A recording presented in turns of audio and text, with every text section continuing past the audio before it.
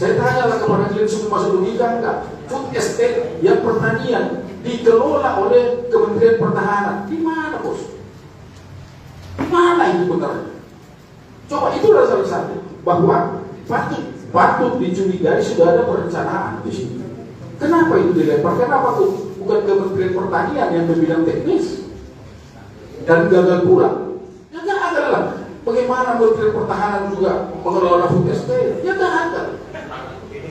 Nah, ini fakta-fakta ini. Saya tidak mengajak. Saya juga bukan ahli politik segala macam yang mahir untuk itu. Tapi digugah saya seperti tadi rasanya luar kita. Kita bicarakan fakta, realita-realita yang ada. Satu persatu kita urutkan, lalu kita simpulkan. Sekali lagi saya ulang, tidak menghilangkan kesempatan yang sama bagi semua orang. Tapi jangan lupa proses, effort itu perlu bos. Ya. Itu perlu. Karena tidak mungkin kalau prosesnya tidak baik, hasilnya akan baik. Tidak ada itu.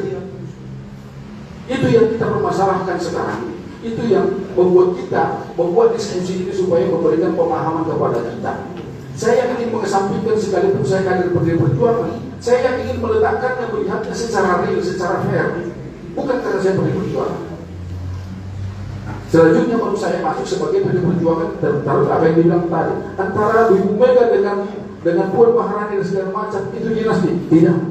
Itu adalah DNA politik. Ibu Mega mungkin mendapat kemampuan itu adalah dari Bung Karno. Siapa yang tidak mengakui kehebatan politik Bung Karno? 23 tahun dia sudah berjuang kemerdekaan. Ya kan? Dan semua saya membantah itu adalah inilah buktinya bahwa Ibu Mega itu, PDI Perjuangan itu berpikir luas untuk negara ini.